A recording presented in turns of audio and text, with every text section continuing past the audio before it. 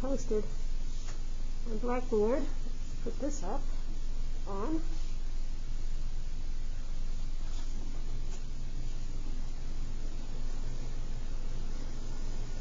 Can you guys at home see the handout on the green screen?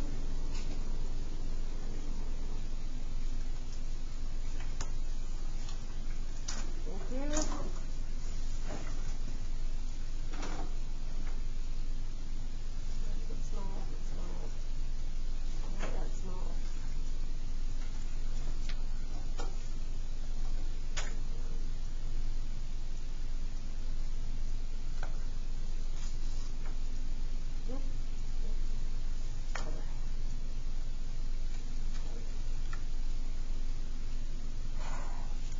Let me see who I got here today.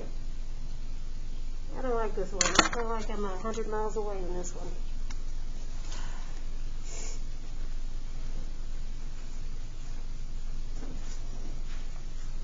Okay, let's take a look at the calendar of events for us. Make sure everybody knows for sure how the semester is going to go from here on out. I can find my paper.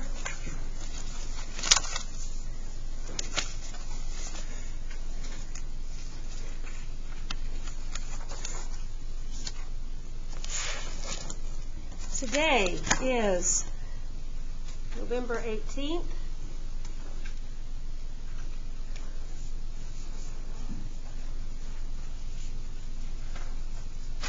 And what I intend to do today is answer any questions that you have about the test.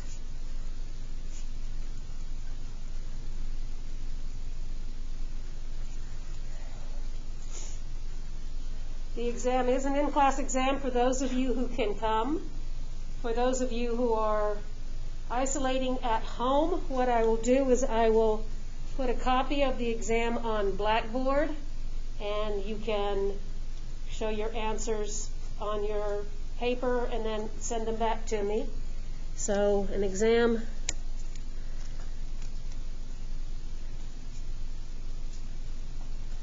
will open on Blackboard.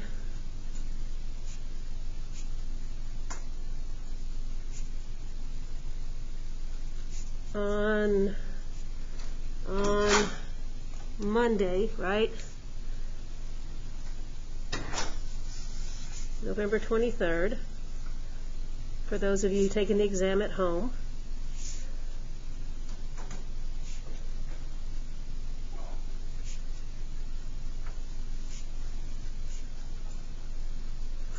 I'll try to set it so it opens about 10 minutes until 10. Give you time if you want to print it, that you'll be able to print it.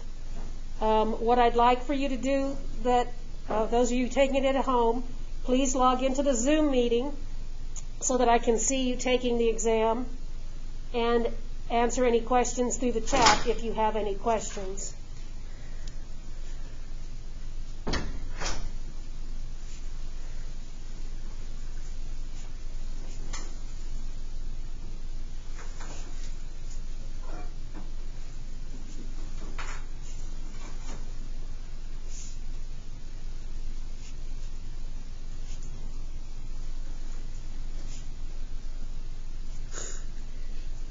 And then you just scan your results and send them to me.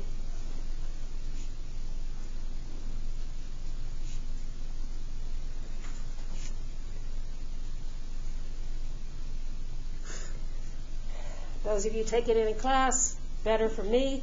How many do I have here today? 1, 2, 3, 4, 5, 6, 7, 8, 9, 10, 11. So I'll probably print about 15 copies of the exam or so. And that way you can take it in class and be all relaxed, you know, like you are in class. And ask me questions when you get stuck and stuff like that. Okay? It's a pain in the neck to scan this stuff, isn't it? Now the thing is, how do I get your test back to you? Because 1 week from today we are not in class. Wednesday, the 25th,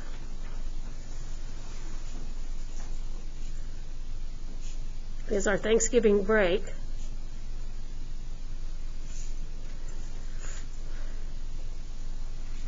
and then we don't come back after Thanksgiving physically. The last 2 class meetings will be through Zoom.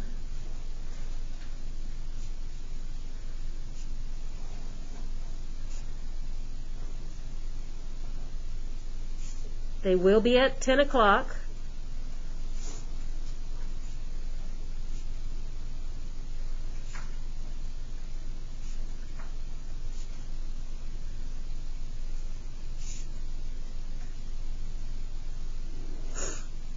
The last class meetings are November 30th and December 2nd.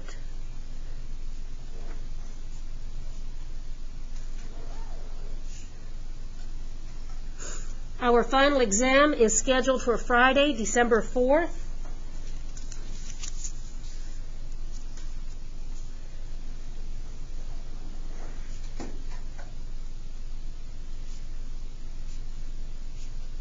I don't want to move that because then it'll start conflicting with your other exam, so let's keep it on Friday, December 4th. And I'm going to, again, post it on Blackboard and open it up at a few minutes before 10:30.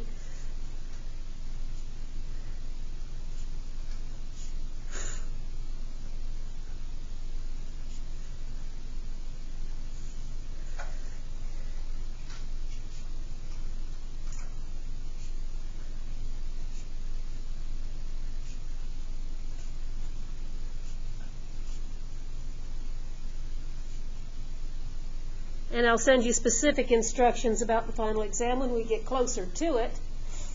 As far as this third exam on Monday, it'll be just as usual. You take it with no books and no notes, including you guys at home. And after you turn in the exam, you'll have the opportunity to submit corrections. I don't take corrections on the final exam. We're just going to get that bad boy done and get on out of here. Okay. So, again, you will be able to make corrections for exam 3, but not for the final.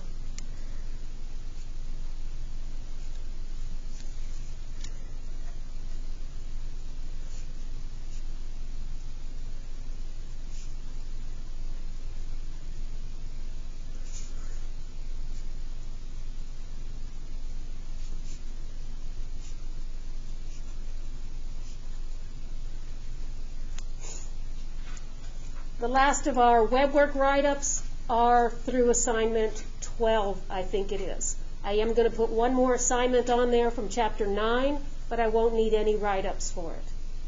So no more write-ups beyond chapter assignment 12.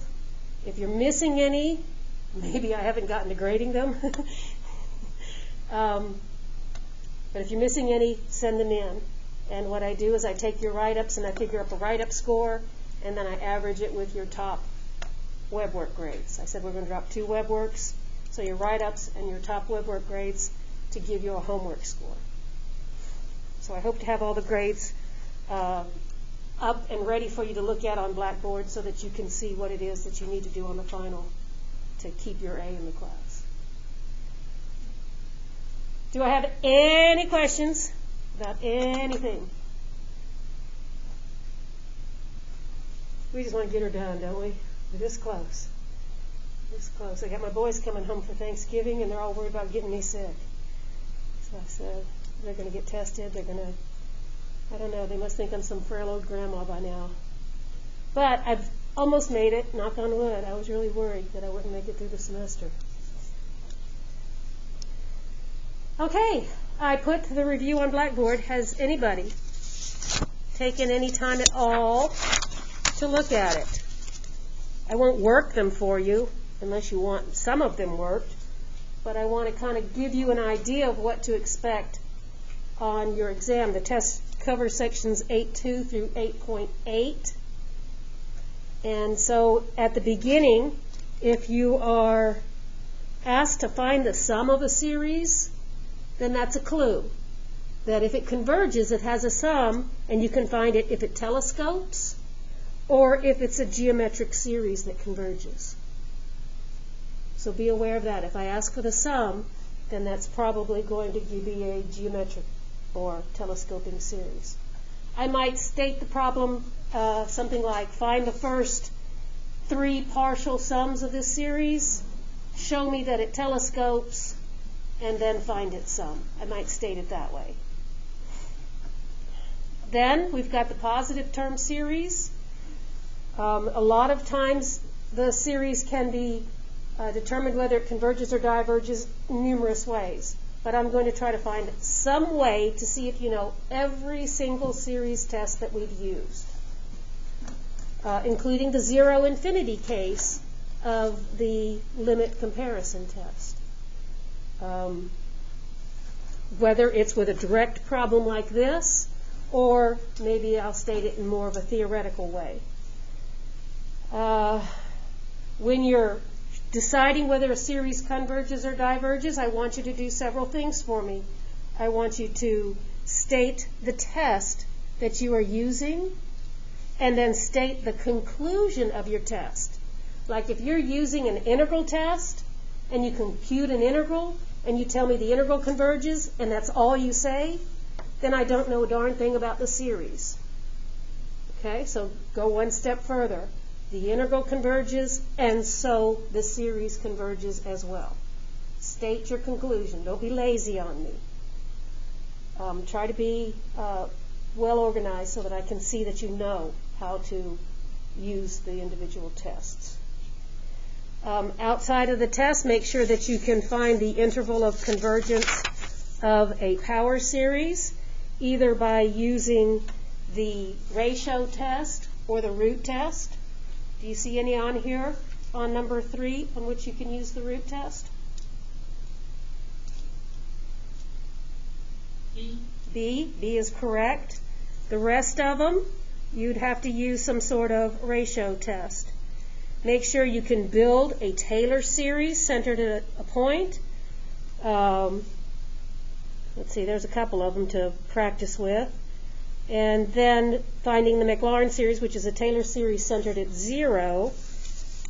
These, the first one, is the one that looks like the sum of a geometric series, a over 1 minus r, so just spit it out that way. This one happens to be the derivative of that one. If you check and take the derivative of 1 over 1 minus 3x, you should get this. Maybe. You ever take a minus sign? No, I think that's okay, or close. So you can take the derivative of what you got in part A to get the one in part B. And then for part C, remember how we built these, not by taking derivatives, but by starting with the known power series for the cosine of x, then replacing each x with 2x, and then term-by-term multiplication by x squared. So make sure you know the handful of Maclaurin series. The Maclaurin series that I think you should know if you have your book are on page 660. So make sure you know the Maclaurin series. Page 660. And the ones that I think are particularly important are the e to the u, cosine of u, sine of u, the geometric series, a over 1 minus r. That one's too easy to do by itself. That one's easy to do by itself. Maybe the inverse tangent series.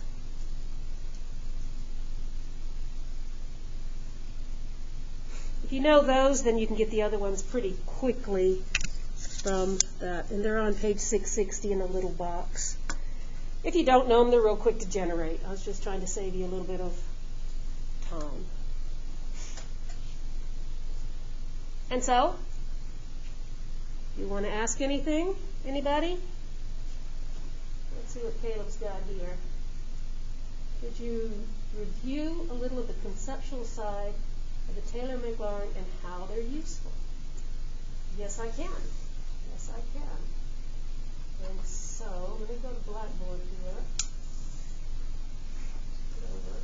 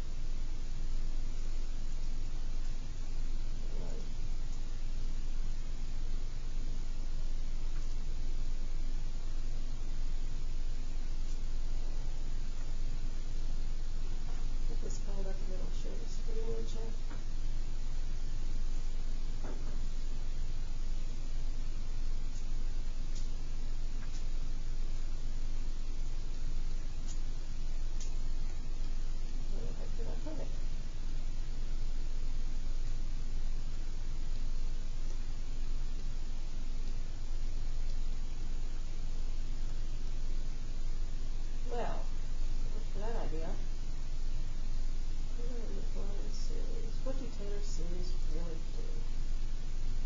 Okay, maybe download it. I can really download it. I just want to open it.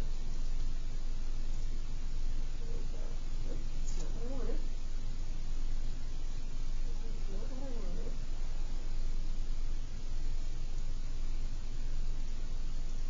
Yeah. Put the wrong thing on here.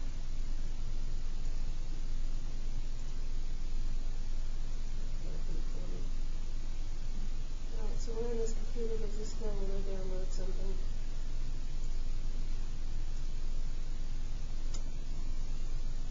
Not there.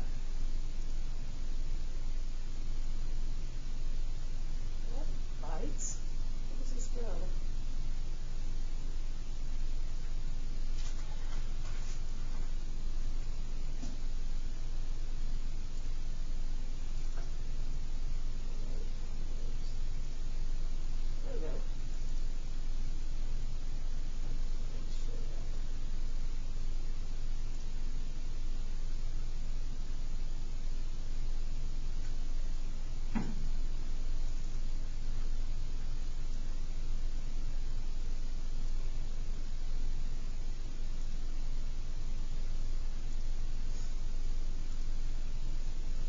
Okay, I hope you can see this at home.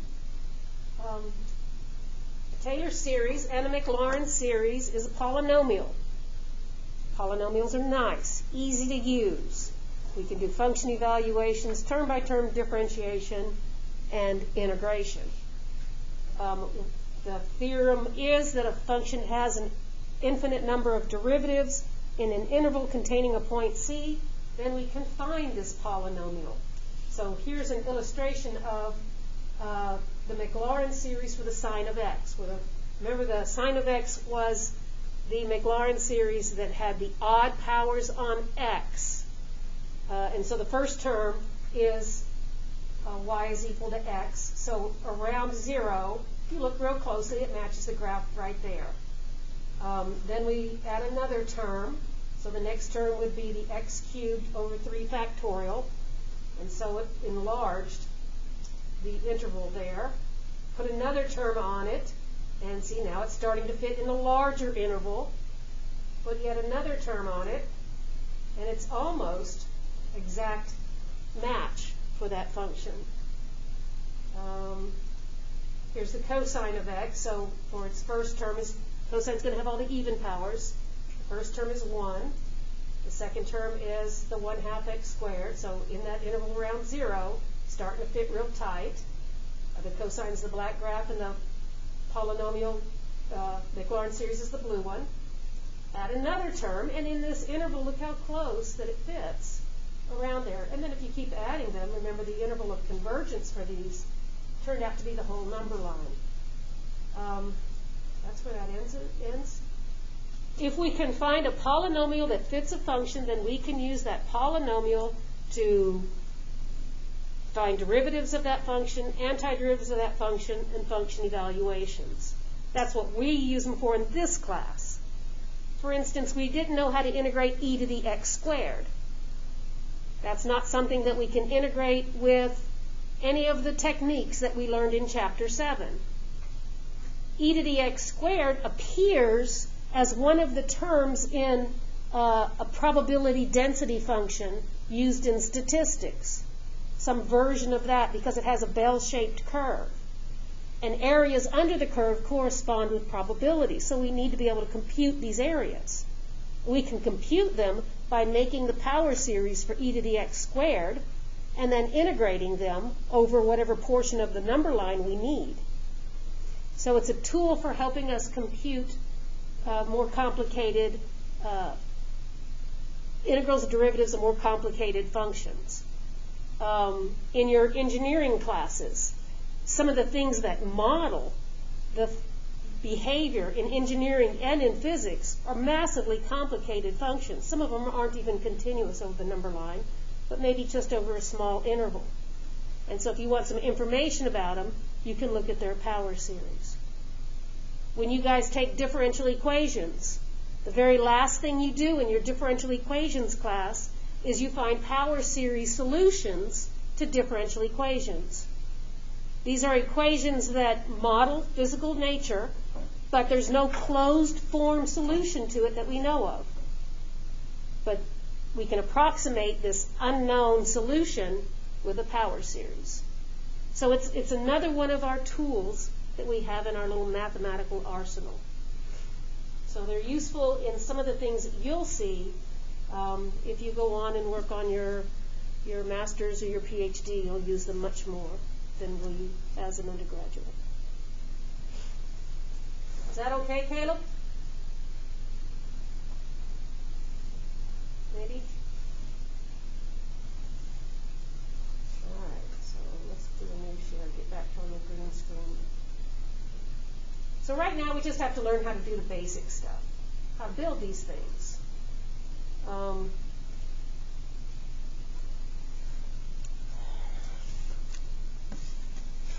I put this sheet with the questions on, and then I put the solutions attached later on.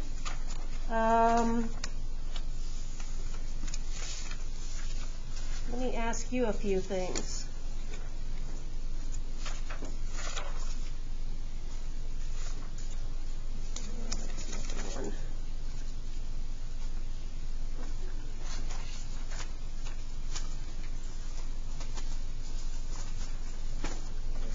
There. Where did I put it?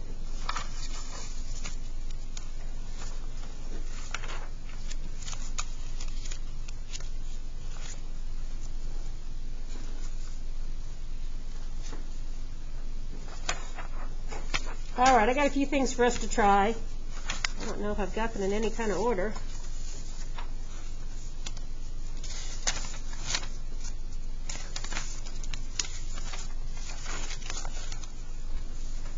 First, little conceptual stuff.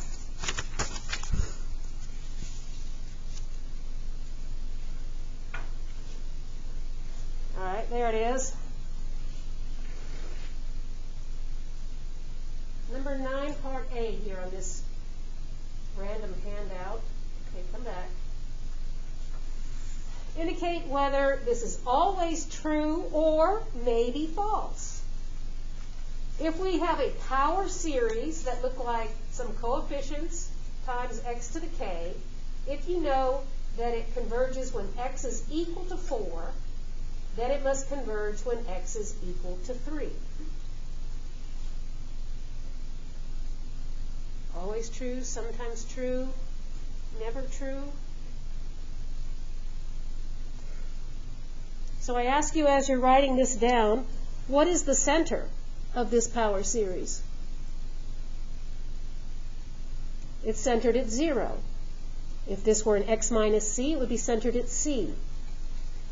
When we're finding the radius of convergence, we're finding an interval around the center that the power series is absolutely convergent.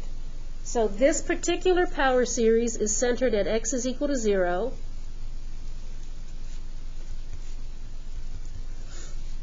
So here's 0, and on the number line, here's x is 4. So at the very least, the radius of convergence is 4, which means it should converge. Telling us this tells us we know it converges for all numbers between 4 and negative 4. We're not sure if it converges at negative 4, but we know that it converges here. At the very least, that's the interval of convergence, just by saying this. So it converges for all numbers in there, and it could possibly converge for numbers beyond that, but what we know is it converges for all numbers in there. X is equal to 3 is in there, so that one is always true. X is equal to 3 is in the interval of convergence.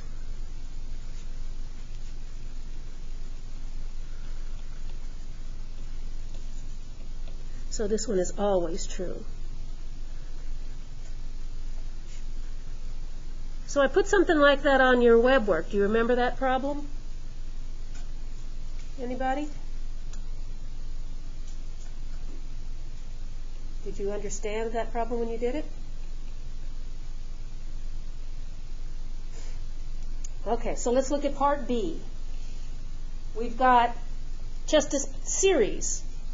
We have a series, not a power series, just a series from k is equal to 0 to infinity, and you're told that the limit of the general term goes to 0.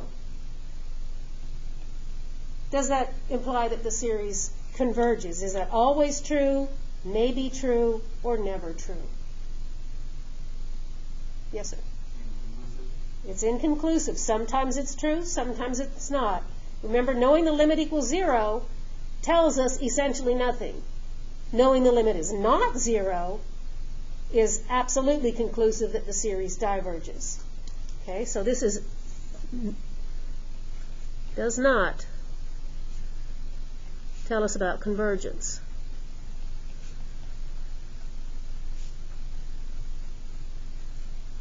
On the other hand, convergence does tell us what the limit is.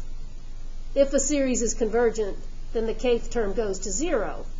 But if the limit is 0, then the series is not necessarily convergent. Okay? For example, this series is divergent, but has a limit to 0.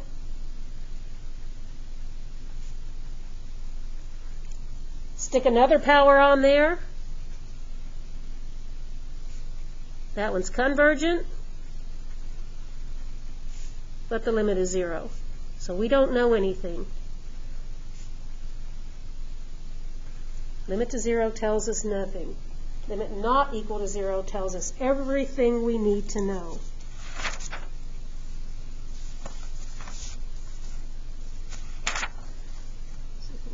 Particular problem here.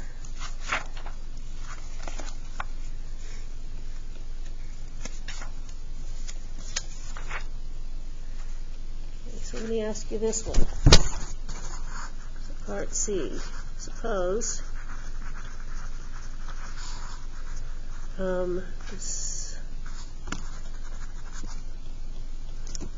suppose the limit as k goes to infinity of k times ak is equal to, I don't know, 1. Does this series converge or diverge?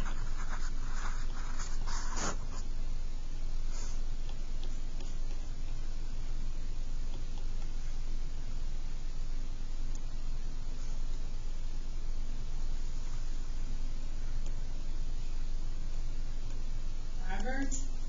Because? Because the limit doesn't go to 0. Well, that doesn't tell us about this. It tells us this limit doesn't go to 0. But it doesn't tell us about this by itself. I want another reason why it diverge. Yes, sir? So if this is the limit comparison test, the comparison series would be 1 over k. That's right.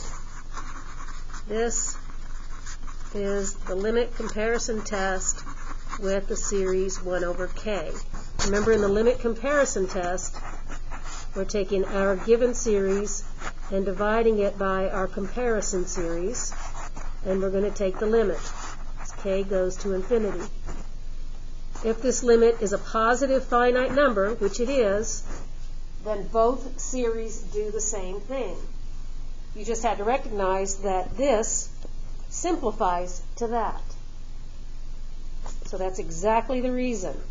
This series diverges because this is actually the limit comparison test between ak and the series 1 over k. This is a divergent p-series, and the limit comparison test says that any positive finite limit, both series do the same. I could also have done this one. If this is infinite, if that's infinite, then that's the infinity case of the limit comparison test. If in the limit comparison our limit is infinite, and our comparison series is divergent, then our series is divergent. If I had a k squared here and had a limit of 0, then that's the 0 case. If I'm comparing it then with a positive, with a convergent series, and in my limit comparison test I get 0, then they both converge. Good. Good eye on that one.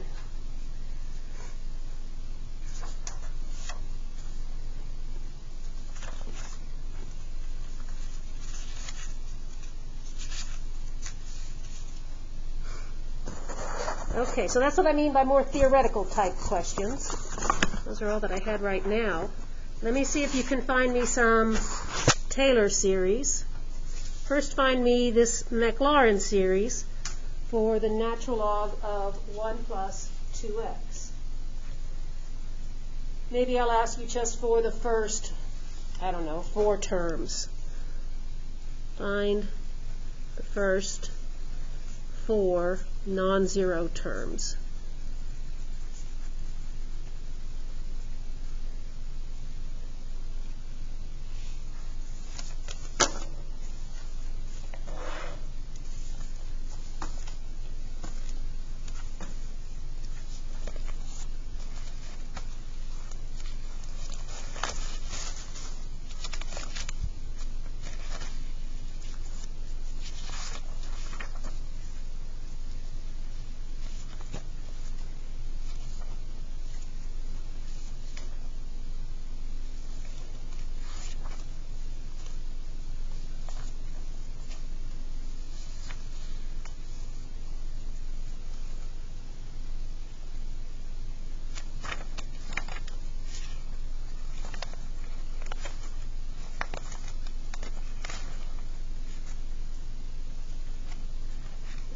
That one already.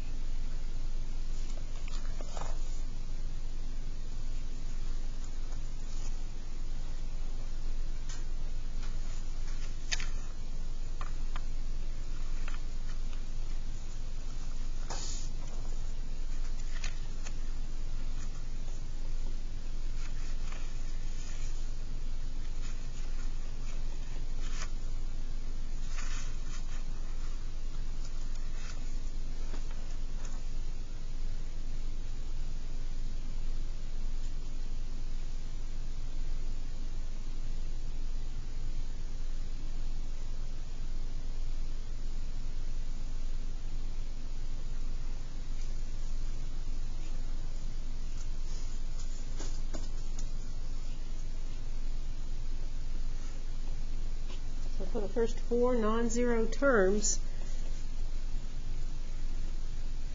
you'll need 3 derivatives of this.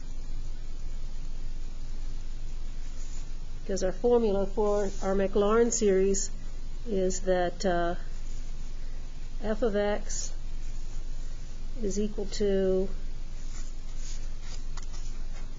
f at 0 plus f prime at 0 over 1 factorial times x to the first plus f double prime at 0 over 2 factorial times x squared plus f triple prime at 0 x cubed over 3 factorial. So we'll need at least 3 derivatives.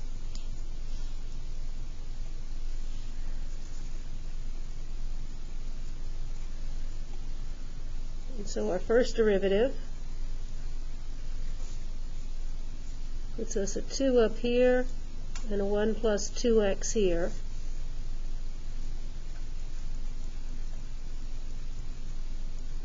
I'll take the derivatives from that form. So the second derivative gives me a negative 2. Inside I'm going to feed out another 2, so that's going to be a total of negative 4. A 1 plus 2x to the negative 2. And then the third derivative has a positive 8 here, times another 2 gives me a 16. 1 plus 2x to the negative 3. Now we're going to evaluate all of those at 0. 1 plus 2x will be just 1. 1 to any power is going to be 1. So when I evaluate these at 0, f at 0 is the natural log of 1, which is 0. F prime at 0 is just going to give me this 2. F double prime at 0 will give me the negative 4. And the third derivative at 0 will give me the 16. Are you with me? So I'm going to write it up here. Following the recipe here, then it says that the natural log of 1 plus 2x is equal to 0 plus 2 times x over 1 factorial plus negative 4 times x squared over 2 factorial plus 16x cubed over 3 factorial.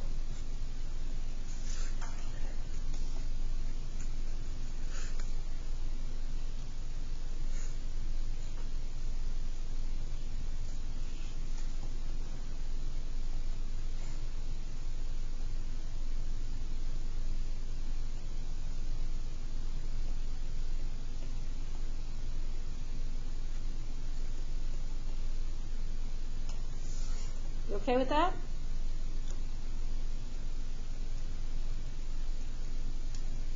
Okay, so now let's bust it down to the next one. Find the Maclaurin series for 2 divided by 1 plus 2x all squared. And so this shows you that that comes from the derivative of that one. So we note that 2 divided by 1 plus 2x all squared is the derivative with respect to x of the natural log of 1 plus 2x. And so if we want the first 4 non-zero terms of that, oops, I didn't give you 4 terms, did I? Because my first term was 0. Let's back up and let's take another derivative. Fourth derivative here. Let's see, 3 times 16 is a negative 48. Then we double that, get a negative 96. 1 plus 2x to the negative 4. So our fourth derivative at 0 gives me a negative 96. So I need that term here to get you 4 non-zero terms.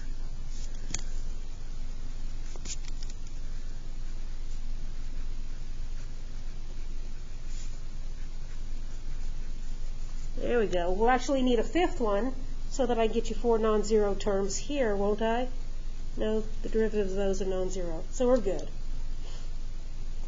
So to generate the series for this, don't start taking a bunch of derivatives of this expression. Go up here and take this power series that you found in part B and just take the derivative term by term. So we'll take the derivative with respect to x of 2x over 1 factorial minus 4x squared over 2 factorial plus 16x cubed over 3 factorial minus 96x to the 4th over 4 factorial, like that. And so here's the power series. It'll look like 2. 1 factorial is just 1. This will look like 8x over 2 factorial. This will be 48x cubed over 3 factorial. And this one will be, I'm just going to write as 96 times 4.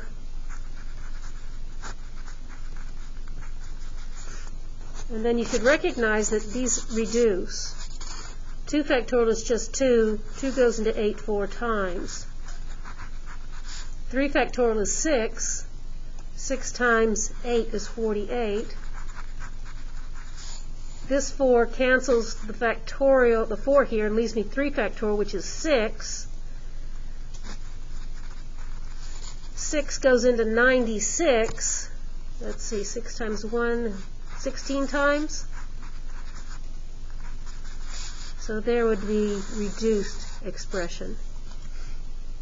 2 minus 4x plus 8x cubed minus 16x to the 4th, and so on.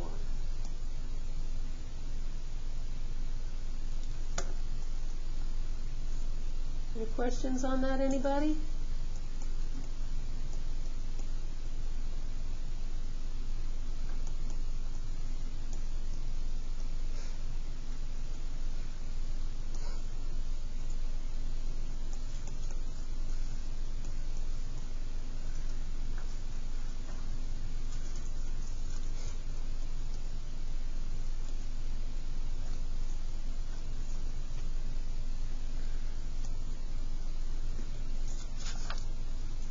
All right, and we'll take that away then.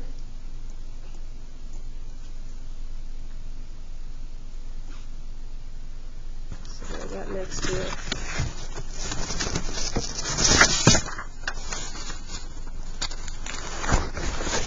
All right, find the first 4 non-zero terms of the Taylor series for f of x is cosine of x at pi over 3.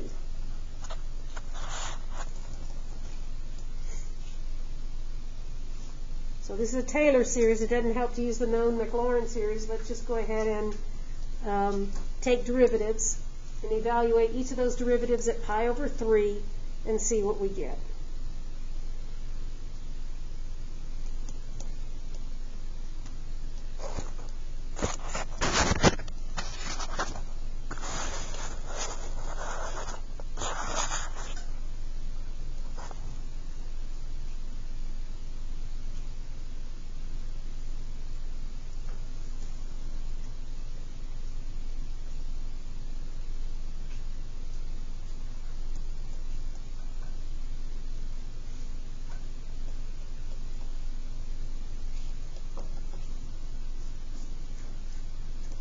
First 4 non-zero terms.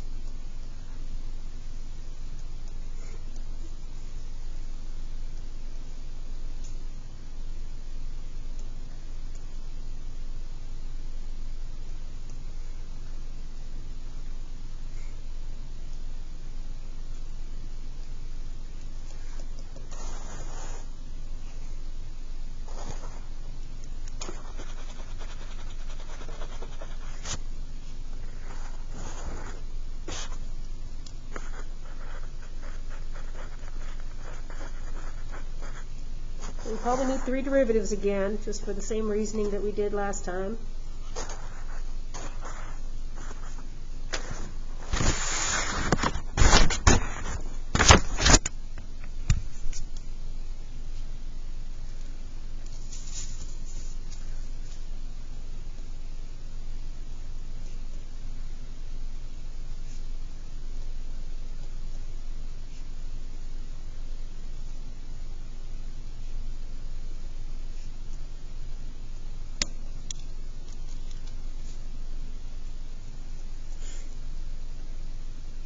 And even if I ask for more than the first 4 non-zero terms, after the third derivative, the terms start repeating each other. Now at pi over 3, cosine of pi over 3 is a half. Sine at pi over 3 is square root of 3 over 2. So I get a half, negative square root of 3 over 2, then a negative 1/2, and then a positive square root of 3 over 2.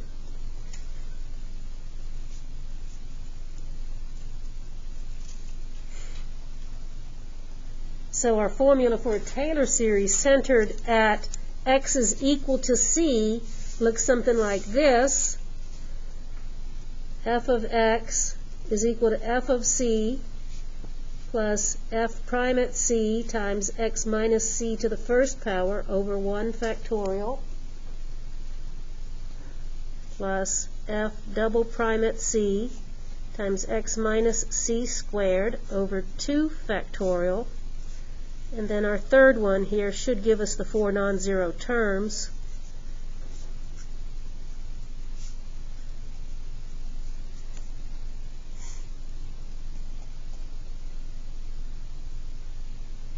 And so the cosine of x will look like 1/2 plus, it'll be minus because the negative square root of 3 over 2. 1 factorial is just 1. F double prime of c is a negative 1/2.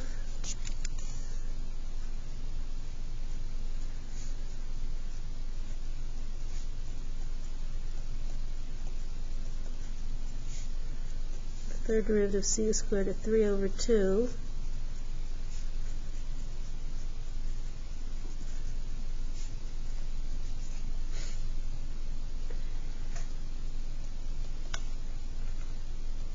Now what this can be used for is, suppose I wanted to know the value of this particular trig function at a point near pi thirds. I don't know, what's a point near pi thirds? Pi fifths? I don't know, depending on the interval of convergence. So I would just put in pi fifths here and use this. Now notice that the first two terms would be the linear approximation that we did in Calculus 1, the tangent line approximation. The first two terms of the Taylor series is just the equation of the tangent line to the graph at x is equal to c. This fits a little bit better, so we get more accuracy if we use more terms. So we could use this to approximate the value of the cosine at a point near x is c. Suppose we had only a calculator that did arithmetic as opposed to a scientific calculator that would compute that for me. Then we could go ahead and compute it. Good enough for lifetime happiness. Okay. So I think what you'll find is the problems that we did in section 8.8 are the easiest of all the stuff we've done in chapter 8, maybe. So I hope that you believe that by the time you take the test on Monday. Now, let's see how many of the tests you know off the top of your head. If you don't want to look at off the top of your head, you can pull out that positive term series sheet, and I'm going to give you a handful of series here. I don't want to use the whole time reviewing, but maybe we can do just a handful, and then we'll start chapter 9. So the next one is our stretching exercise. Tell me if it converges and why. The one here on number 7. It's a quickie. You'll know whether it converges before you even write it down. It's k times the cube root of k in the denominator.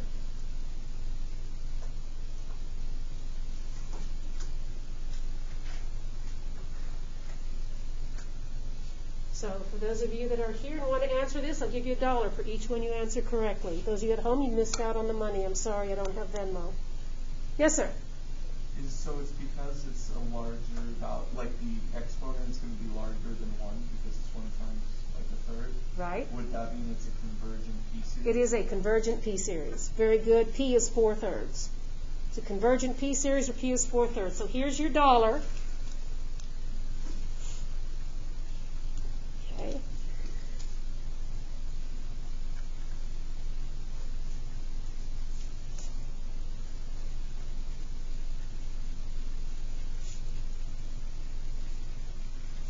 Okay, so you would just say this, P is 4/3, which is bigger than 1.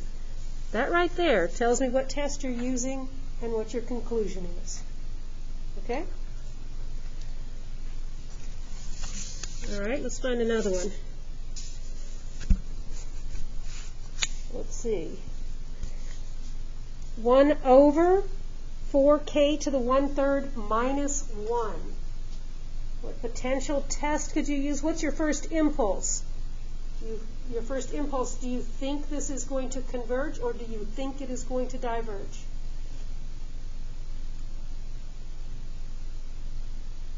Probably diverge. Because? Because you compare it to the p-series where the p is less than 1. That's right.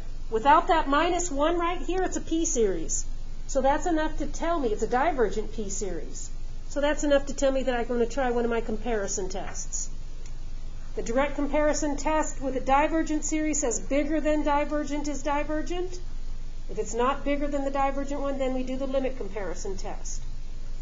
So we're going to compare to, come on, quit getting blurry like that. Compare to 1 over 4k to the 1/3. This is a divergent p-series. Okay, so let's check the size. 4k to the 1/3 minus 1 is just slightly smaller than 4k to the 1/3. So the reciprocal should be larger. That allows me to use the direct comparison test. By the direct comparison test, larger than divergent is divergent.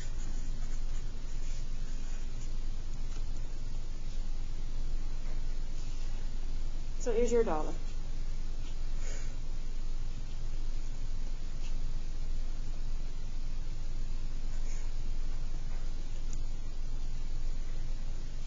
Okay, next one. Next one should be quick as well.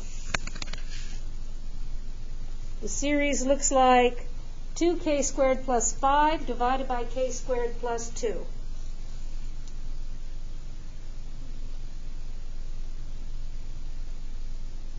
Who wants my $1? Go ahead. Perfect. Perfect. The test for divergence shows that this series diverges.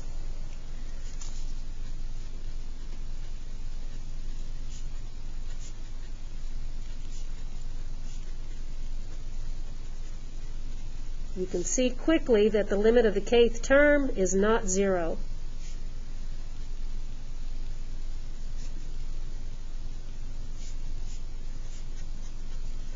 Okay? That's the way I'd like you to write some version of your conclusion. If you're using the test for divergence, you show me the limit is not 0.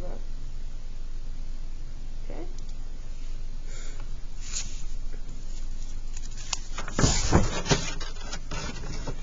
Okay, my part B.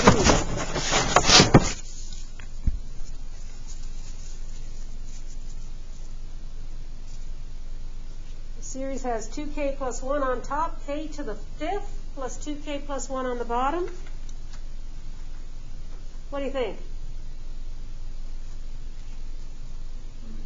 Limit comparison test. You got a polynomial over a polynomial. Limit comparison test is a quick and painless way to test for its convergence. Polynomial over polynomial sounds like limit comparison test to me. So I would keep the 2k on top, and I would keep the k to the 5th on the bottom, and use my comparison series to be 2k over k to the 5th, which reduces to a convergent p-series.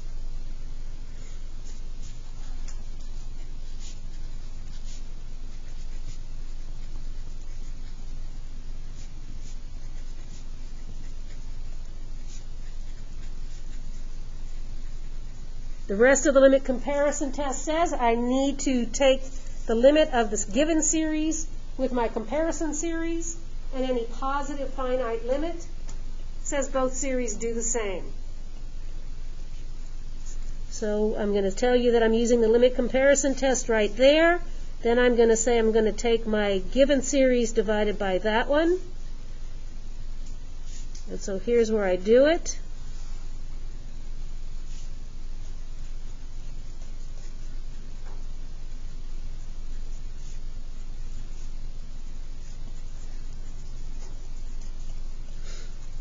You don't have to multiply it out to tell me what that limit is. Can anybody tell me the limit from this setup right here? Limit's going to be 1. I'm going to have a 2k to the 5th and a 2k to the 5th. So positive finite limit.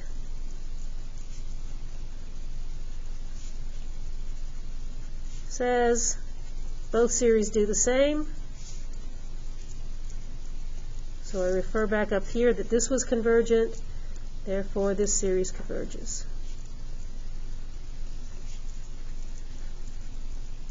Okay.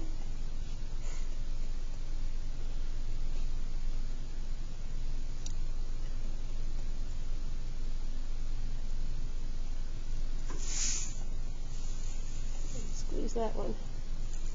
Can you see that one? What do you think on that one? Which test could you use here? 1 over the quantity 3k plus 2 squared.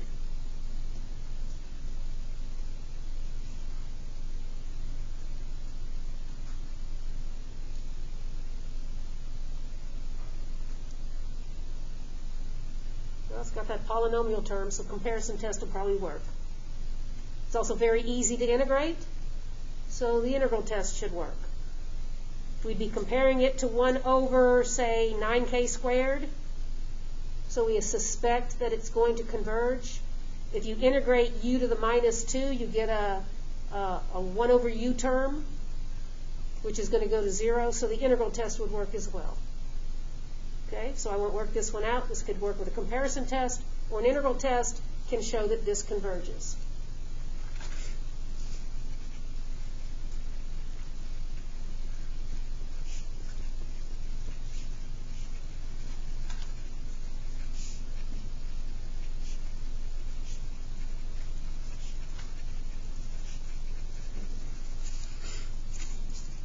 See if I got a number 8. Come on, shaky hands, get up here. There we go. Okay. The next series I've got on here has a natural log of k to the kth power and a k to the 2k power on the bottom. Does a test jump into your head that you want to try?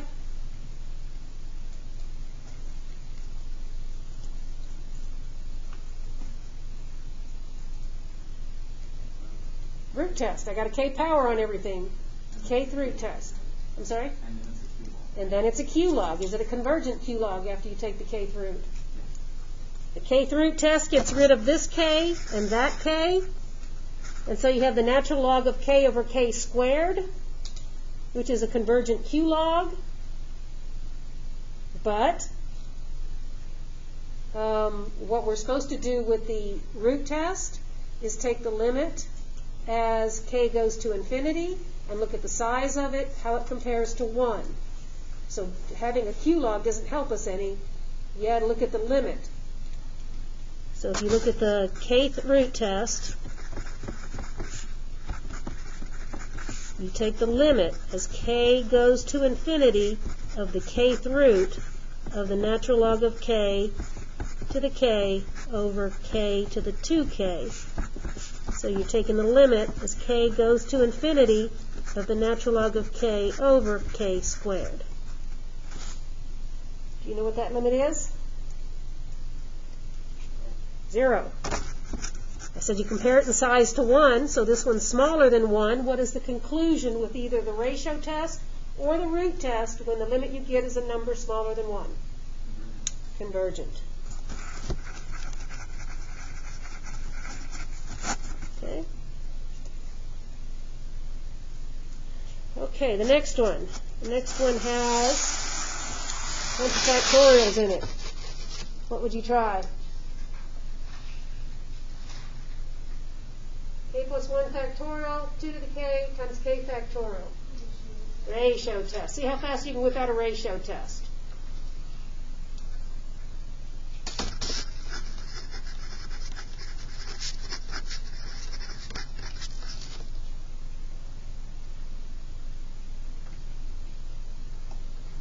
ratio test, you have to take the ratio.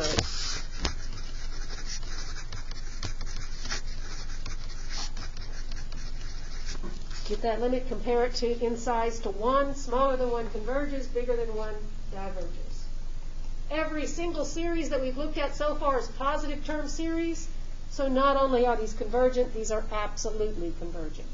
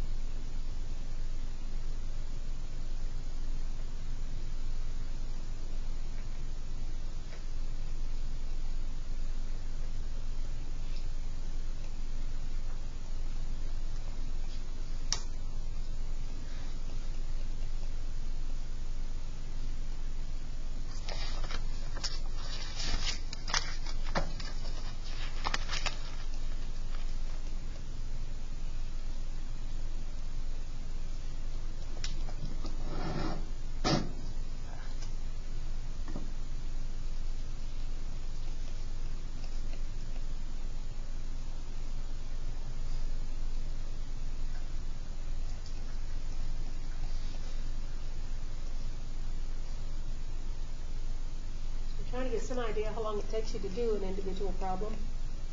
Still working on this one? Keep going, man.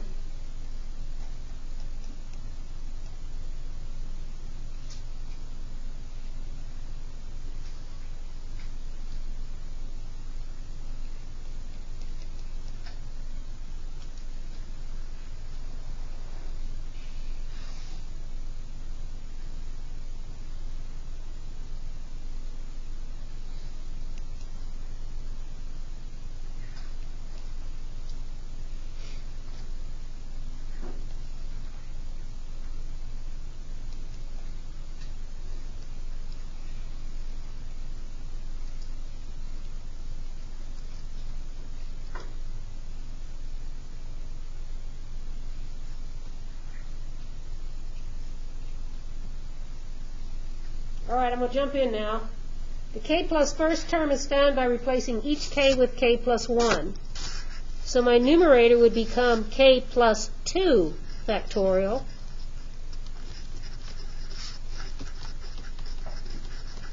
Then I'll have a 2 to the k plus 1 and a k plus 1 factorial. And divide by this one gives me a 2 to the k factorial, k plus 1 factorial.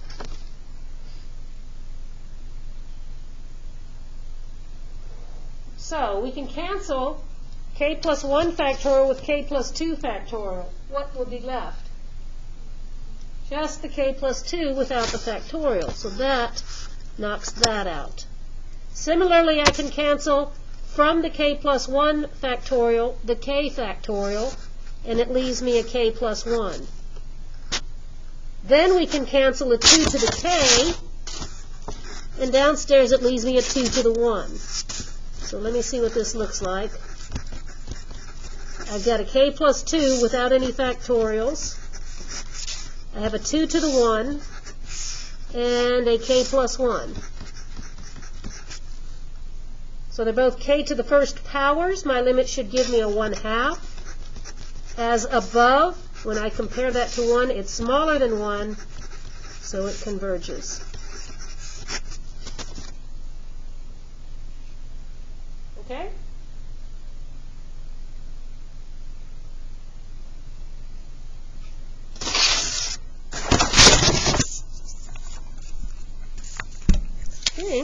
I think that's all I got for you. Can you think of anything you want to ask?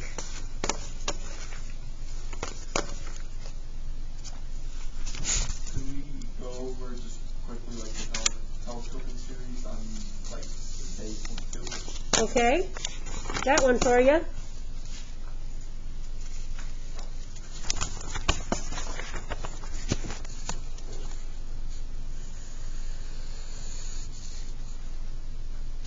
This h. Let's look at the series from k is equal to 1 to infinity. K Can't see it. Let's take the tangent of pi divided by 4k minus 1 minus the tangent of pi over 4k plus 3.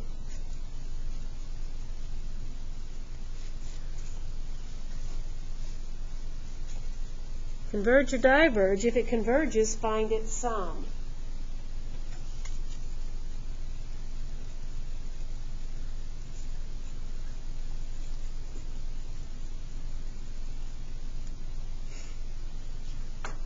So what makes me suspect that it's telescoping is that I have the difference of two terms.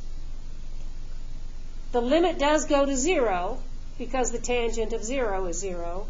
So I've got to do something to this. So what I'm going to do is write out the formula for the sum of the first n terms and see if the middle terms disappear. So I'm going to run k from 1 to n. And I'm going to denote that sum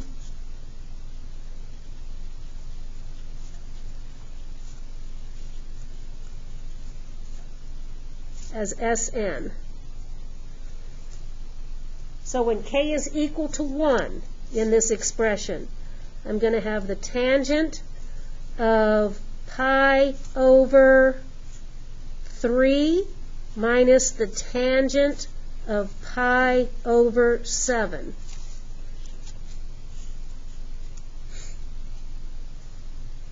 Now k is equal to 2.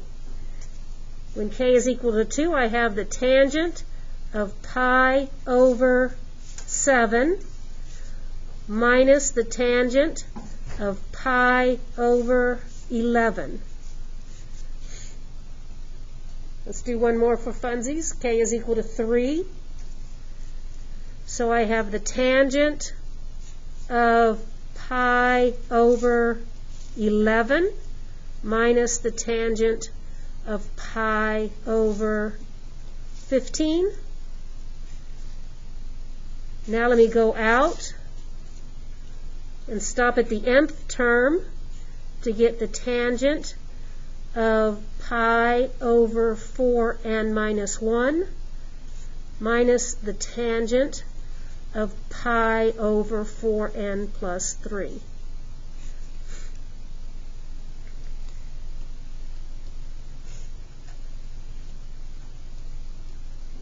So you can clearly see that the adjacent terms add each other out, and they'll do that all the way through the dot, dot, dots here, the terms I left out, and eventually knock that term out.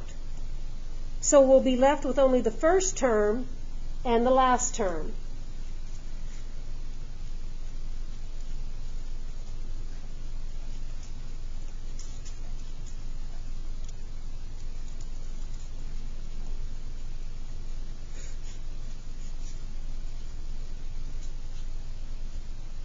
Now I use the theorem that says if this closed form version of the nth term in our sequence of partial sums converge, then the series will converge, and it will converge to that same sum. A sequence converges if it has a limit. So I take the limit as n goes to infinity of my Sn term, and we'll get, this is the only term that has an n in it. As n goes to infinity, this becomes the tangent of 0. And again, the tangent of 0 is 0. And so we're left with the tangent of pi thirds, which is the sine of pi thirds divided by the cosine of pi thirds. Square root of 3 over 2 divided by half is just the square root of 3. So now I make my statement. I'm going to say that the sequence of partial sums converge, and so the series will converge.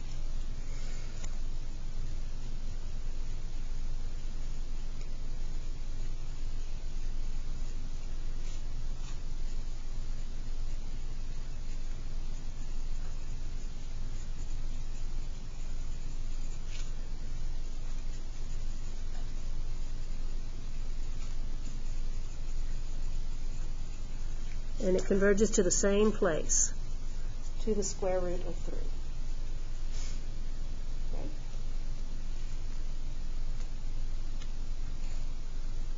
So that's typically what the telescoping things will look like. Something that will have a minus sign between the consecutive terms, and maybe every other term adds out. It could be built so that the first term adds out with the third term, leaving you only the second term. So just kind of be careful and write out enough terms to convince yourself that it telescopes. Okay? Yes? Did you write 2F on the review? 2F on the review. Alrighty. We're going to work this one right here.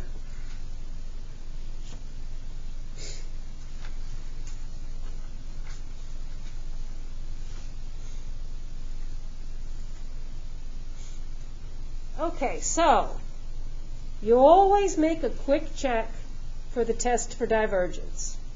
Convince yourself that the kth term has a limit of 0.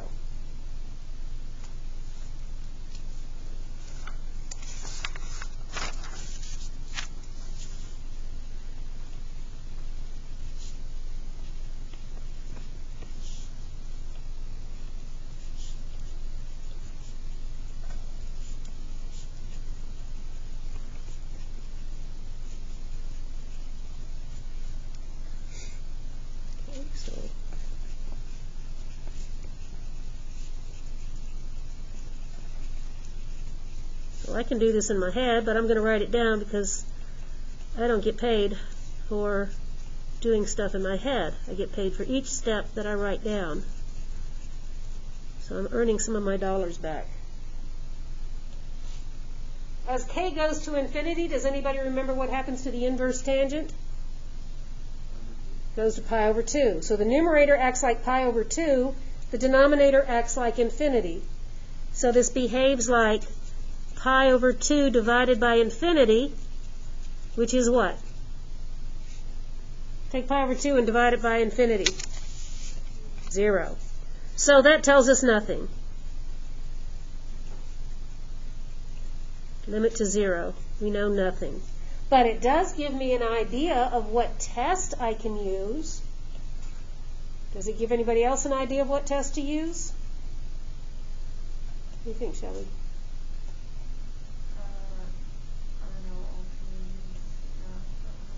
I wouldn't worry so much about alternating because the inverse tangent is positive over that interval. So it's not going to alternate. I can think of 2 tests to use.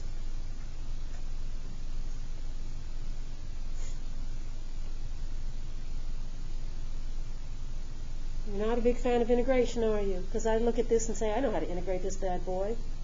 It's a UDU integral. I can do the integral test real quick. It's got a polynomial term into it. I can do a comparison test real quick.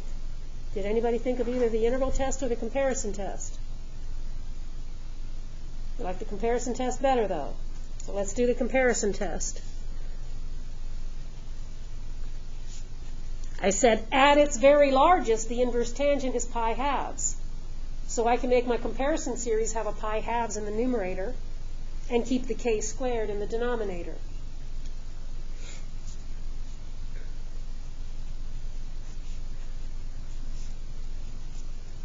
So that's a convergent p-series.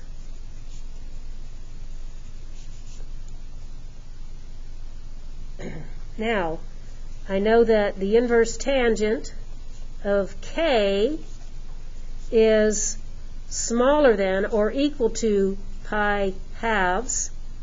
So if I put a k squared under here, that's a positive number. It doesn't change anything. And if I make this denominator bigger than that denominator, it makes this fraction smaller.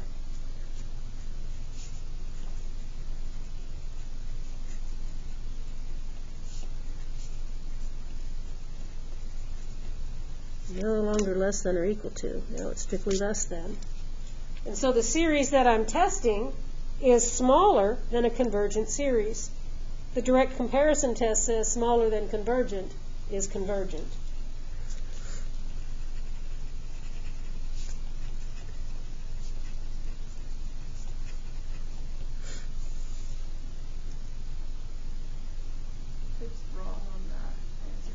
It's wrong on the answer sheet. That's very likely. What did I say on the answer sheet? It diverges by the integral test. Let's try the integral test. We're going to integrate from 1 to infinity the inverse tangent of k over 1 plus k squared. Let's make those x's.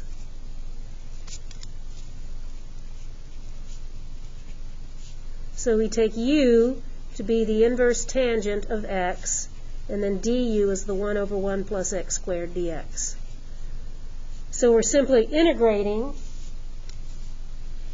u du from 1 to infinity. We get u squared over 2, which will give me the inverse tangent of x over 2. That would be squared from 1 to infinity. And so I have the inverse tangent of infinity squared over 2 minus the inverse tangent of 1 squared over 2. But we said out at infinity, the inverse tangent behaves like pi halves. So we have pi halves squared over 2. The inverse tangent of 1 is pi fourths. But that's a number, a goofy number, but that's a number. So the integral converges. That means the series converges.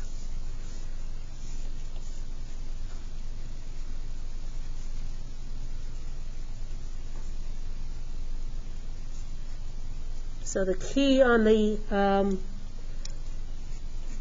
practice problems is incorrect. Make sure you fix that.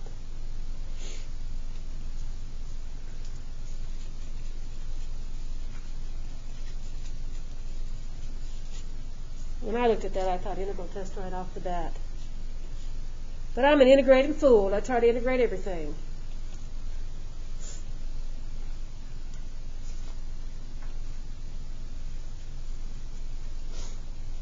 Anybody else find any wrong solutions on my supposed solutions to the practice test? I only put them on there on purpose to see how many people have done the practice test before I actually review. Winner, winner, chicken dinner. Because, you know, I don't make mistakes, but every other thing I write down. Okay. I'm ready to start talking about Chapter 9. How about y'all? Come up with any other questions? Email me. I can answer your questions, kind of, sort of. Okay, so let's see. I have a question. Woo, startled me. Yes, Sorry. When you do the ratio test for something, The ratio test for something, you mean to find an interval of convergence or to show that a power series converges? to show that a power Show that a power that L that you get, does that mean, like, is that what, like, say L is like less than 1 or whatever, does that mean that L is where the series converges to? No, it's just an indicator. The size of the How do you limit, find what it converges to? we can't. We have some theorems for alternating series where we can approximate it to a bit, but for the most part, we can't by hand come up with an exact place in which it converges. Okay. Okay? So do you need to see one all the way out, or? No, I'm not sure. Good? Good? Okay. The only ones we can actually find the sum exactly is a geometric series and a telescoping series, and then we have a way of approximating an alternating series to a certain number of decimal place accuracy. Okay. Those are the only ways. The rest of them we just don't know. There are some numerical techniques to find convergence or approximate it. Okay, so I've got things all kinds of whacked out of order. All right, Chapter 9 is relatively quick, and maybe a nice way to go through the information in Chapter 9 in better detail is to go on Blackboard. I've got little 30-minute recordings of discussions about the material in Chapter 9 that I had placed on Blackboard at the end of last semester when we had to go online. It's fairly straightforward stuff. Chapter 9 deals with vectors in 2 and in 3 dimensions. And when you get into calculus, next semester, Calculus 3, those of you who are moving on, a good chunk of Calculus 3 is called vector calculus, probably the second half. And so you'll be using all this stuff in Calculus 3. Many of you use it already in engineering and in physics. So in section 9.1, and maybe section 9.2 a bit, we're going to look at vectors. When we talk about vectors in R2, then that's in the XY plane. R2 is the XY plane, funny looking R. R3 is the XYZ plane.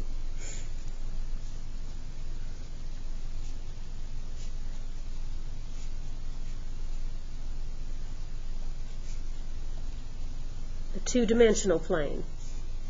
2 dimensions. R3 is not a plane, R3 would be a space.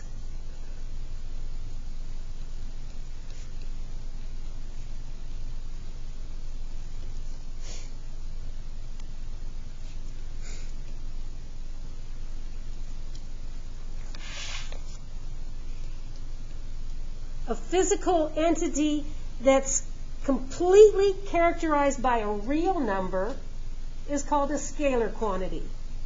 Your weight is a scalar quantity. The temperature is a scalar quantity. An entity characterized by a real number.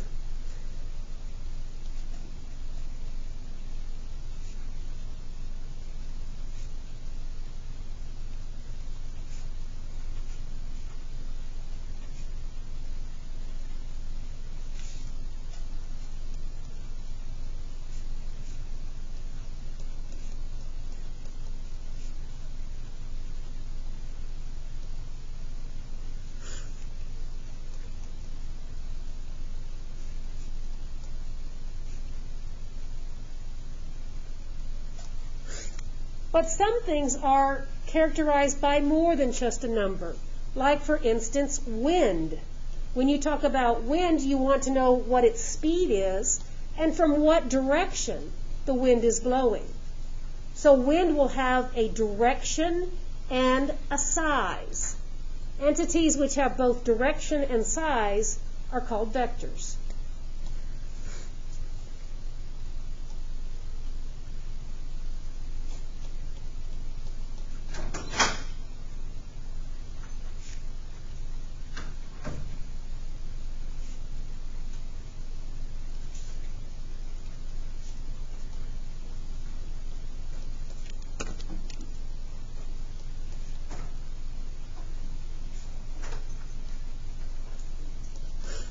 In fact, sometimes when you have a windy day and the weatherman's up there on TV, he has all these little arrows all over his weather map. And some arrows are pointing, northwest, and some are bigger than the others.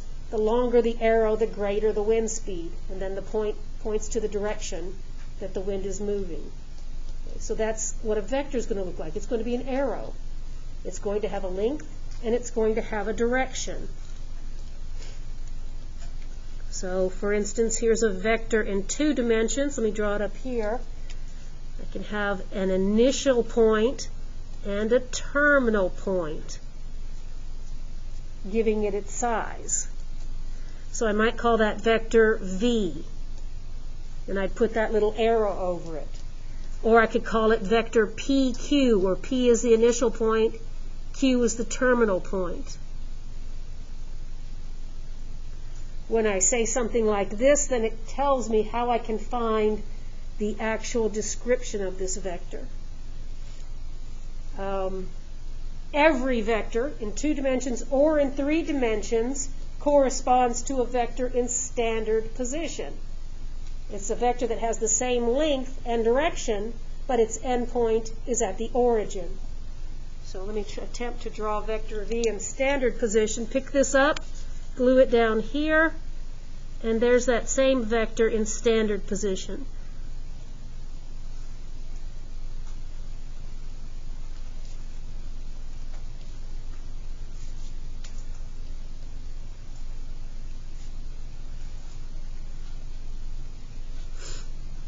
But it has the same length and the same direction.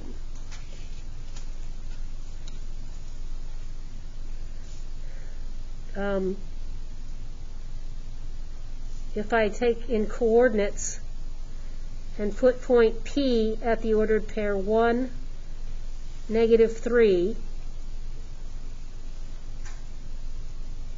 and put point Q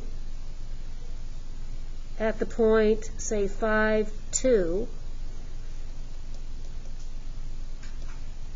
then the vector from point P to point Q looks like this. And then we can actually write what this vector is by taking the coordinates of Q and subtracting off the coordinates of point P. So I would write this vector in these little brackets like that. The first component would come from the difference in the x's, and the second component comes from the difference in the y's. So here in this example, I would have 5 minus 1 here. Oops, a comma. And then 2 minus a -3 here. So I can write that vector as the vector 4, 5. That also tells me how I can draw the position vector. If I know the components of vector PQ, then to draw the position vector, I start at the origin and move over in the x direction 4 units and up in the y direction 5 units. So if I do that in red here, start at 0 and go over 4, 1, 2, 3, 4, and then up 5, 1, 2, 3, 4, 5, then this vector is the position vector corresponding to PQ. Let's just call that vector V. It should have the same length and the same direction. We can find the length of a vector by using the Pythagorean theorem. I can make that as the diagonal of as the hypotenuse of a right triangle, and I can find its length by the Pythagorean theorem. The length of a vector is called its magnitude.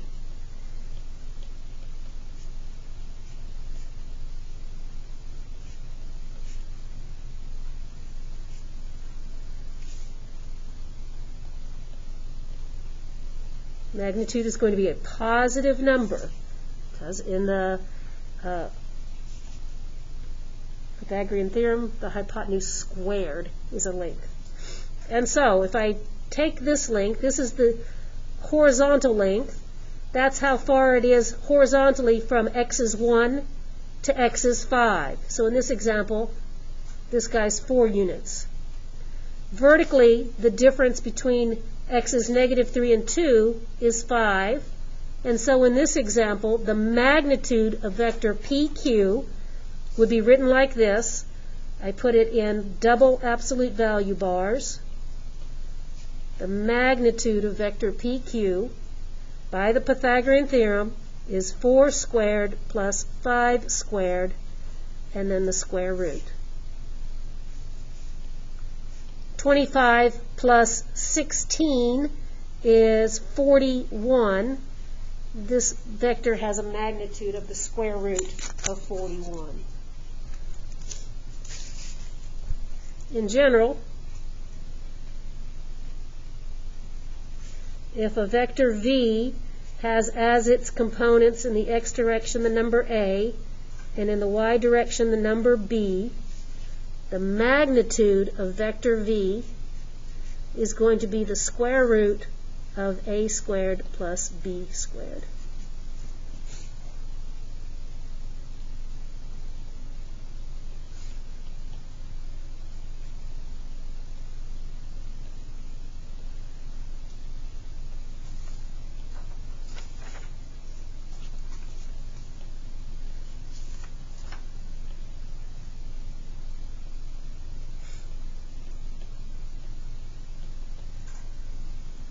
Okay, so I'm going to give you 3 points in the xy plane, P, Q, and R. I want you to plot those 3 points and find the vectors PQ, QR, and PR by doing this stuff that we did up here. And then we'll draw them in standard position. So let me get the big... We can plot points together here. Let's see, I've got to go all the way up. Looks like all of these are in the first quadrant. 1. There's point P. Q is 4, 1.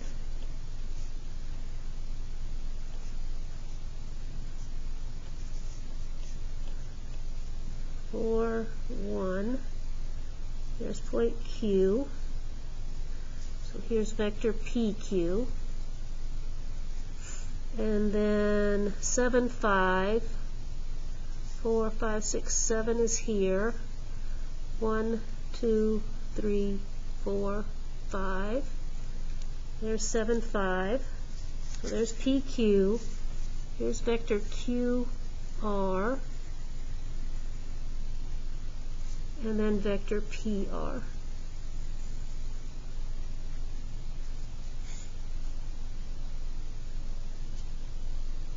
And so quickly in component form, vector PQ.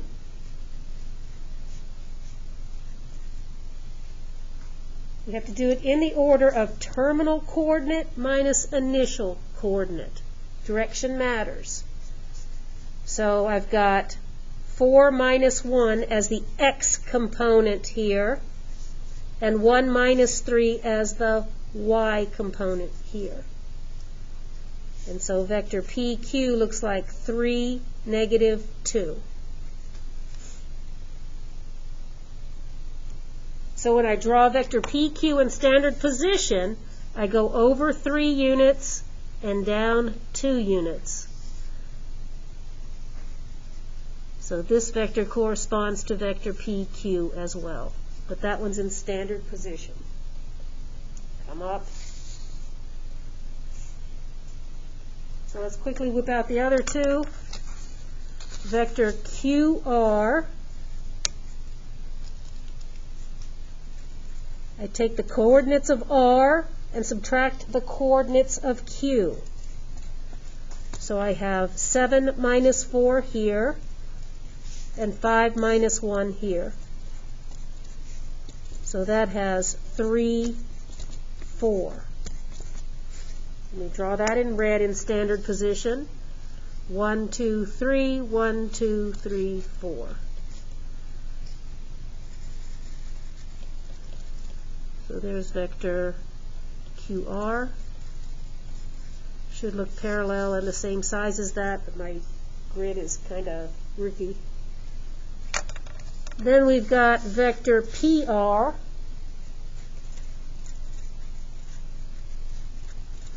PR, take the coordinates of R, subtract the coordinates of P. So the x component will be 7 minus 1, and the y component will be 5 minus 3.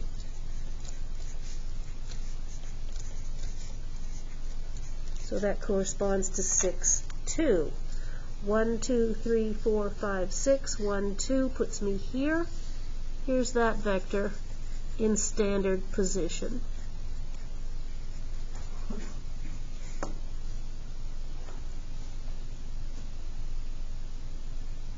Have you done this before? Everybody's done this before. So you know that there are some operations you can do with vectors. You can add 2 vectors together. You can subtract 1 vector from another. You can multiply a vector by a scalar. If you multiply a vector by a scalar, it just changes the length of the vector unless that scalar is a negative number. Then it'll change the length and the direction. So let's look at that operation. So scalar multiplication of vectors, given the vector whose components are a, b, and you want to multiply it by some number n, gives you the vector that has n times a here and n times b there. It changes the length, and if it's negative, it'll change the direction. So in our example, the vector 2 times QR means to take this vector, here's QR, 3, 4, and you get the vector 6, 8. Here's vector QR, vector 2 times QR. So QR was 3, 4, 1, 2, 3, 1, 2, 3, 4. That's QR. And now 6, 8, 3, 4, 5, 6. That's 4. That's 8. That's the ordered pair 6, 8 in the plane. So it just takes that vector and puts the same length arrow on the end so that QR has twice the length of vector QR. So note that the magnitude of vector 2 times QR is the square root of 6 squared plus 8 squared. 6 squared plus 8 squared is 36 plus 64. And that is square root of 100, which is 10. Compare that to the magnitude of vector QR originally. QR had as its components 3, 4, so the magnitude of that is 3 squared plus 4 squared. 9 plus 16 is 25, which is 5. So it doubled the magnitude just like it says it will. Multiplying by a scalar just changes the length. If I multiply by a half, it gives you a vector in the same direction, half as long. And that's what I want to do here. Negative 1/2 times vector PQ. Vector PQ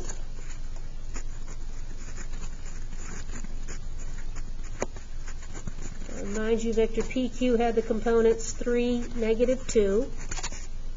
And so I distribute that through there and get negative 3/2 and a positive 1.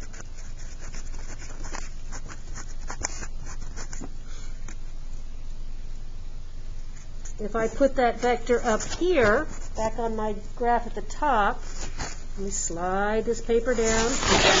There was vector PQ. So now if I plot negative 3/2, positive 1, PQ, negative 3/2, positive 1, it just makes a collinear vector that looks like half of the length of this one. So here's vector 1/2 PQ. Changes the direction and cuts the length in half.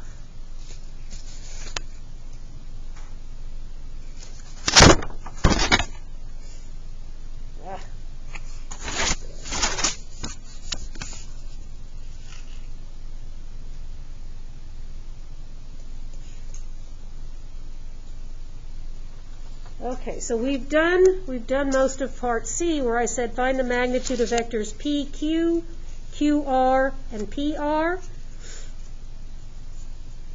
Done that. So let's talk about part D. Excuse me. When we say the phrase unit vector, a unit is a 1.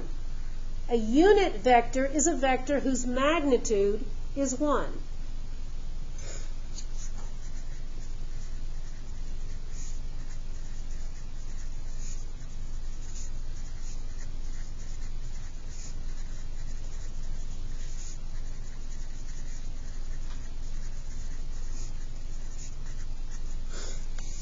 Now, vector PQ had as its magnitude, well, let's figure it out again. Vector PQ was the vector 3, -2, and the magnitude of vector PQ was the square root of 3 squared plus -2 squared. So 9 plus 4 is the square root of 13. That's not a unit vector. It has a length of the square root of 13. If I take vector PQ and multiply it by 2, the vector 2PQ has a magnitude of 2 times the square root of 13. If I divided it by 5, the magnitude of 1/5 PQ would be square root of 13 over 5. So, if I want a vector that has the same direction as PQ, but has a length of 1, doesn't it make sense that I just multiply it by 1 over the magnitude of PQ? So the unit vector in the same direction as a given vector is just the given vector divided by the length of the given vector. This is a number. I can think of dividing by that number as the same thing as multiplying through by 1 over v.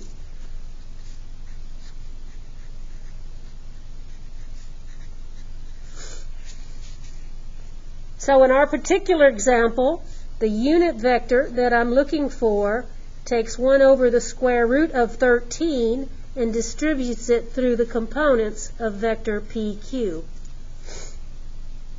You can leave it like that, or you can write it like this.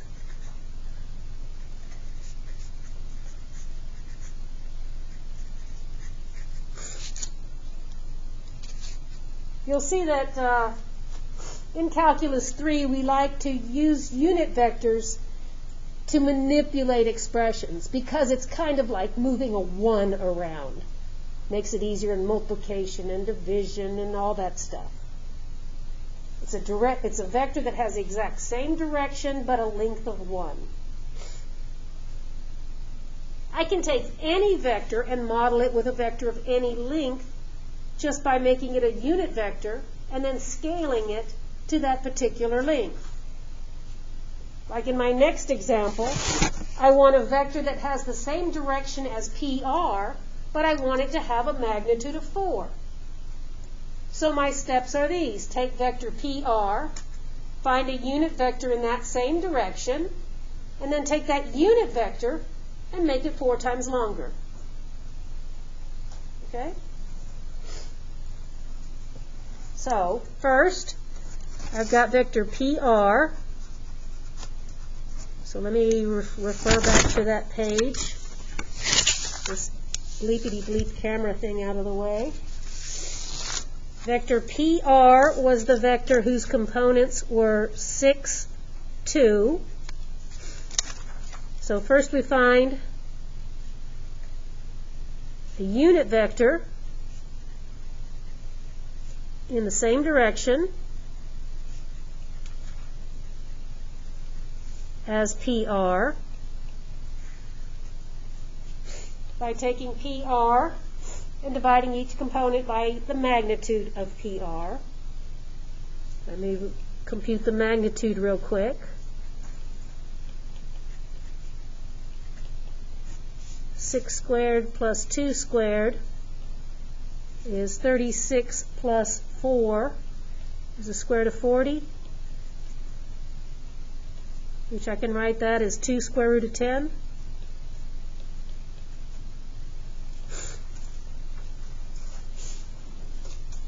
So, to get the unit vector in the same direction as PR, I'm going to take, I'm going to call that U. I'm going to take 6, 2, and divide each term by 2 square roots of 10. Since those are even numbers, I can reduce that, say, to 3 over square root of 10 and 1 over the square root of 10.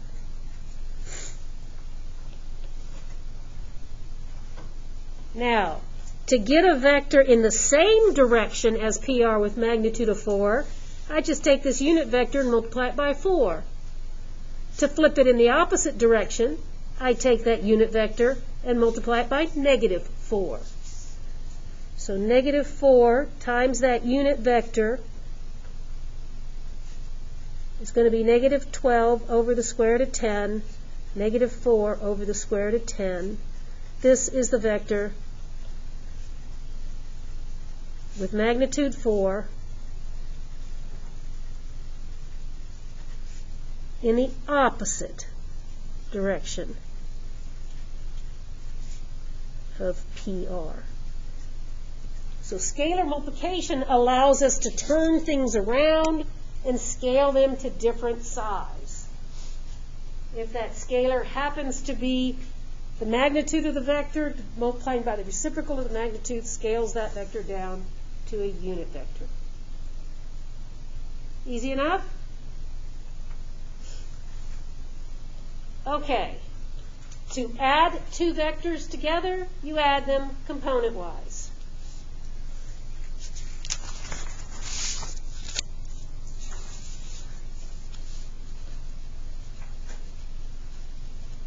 Addition and subtraction of vectors is done component-wise.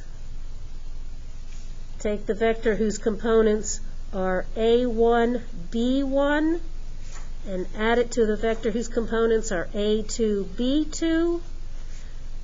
That says you get the vector whose components have, in the x direction, A1 plus A2, B1 plus B2, subtraction in a similar manner.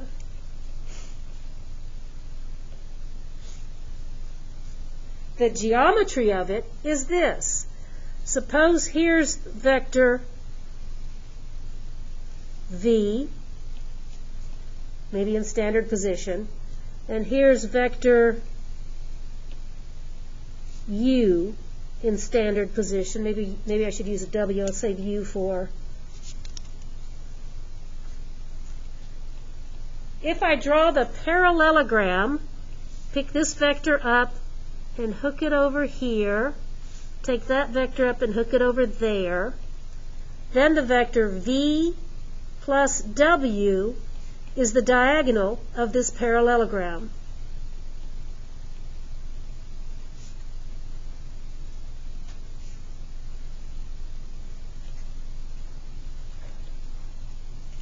It's this one.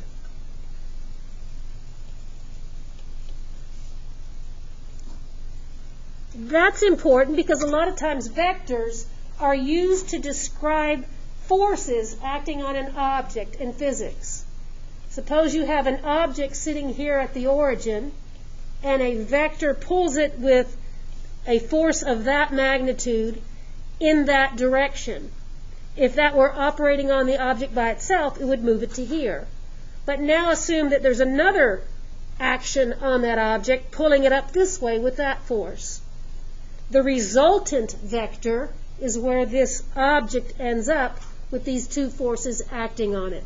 The resultant vector is the sum of the two. So if I pull on an object with ropes or something and pull it this way, that object is going to move to that point. And everything in engineering is done with vectors, pulling on something.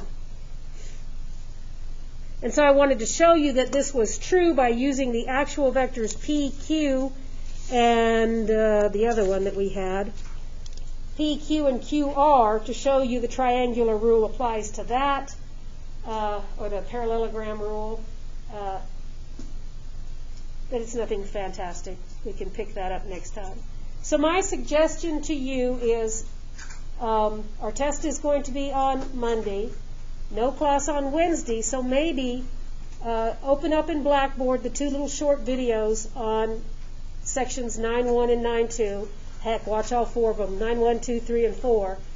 And we'll talk about those problems when we get back on Zoom the following Monday.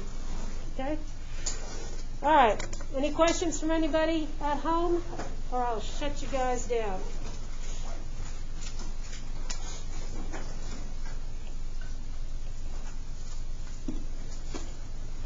Thank y'all.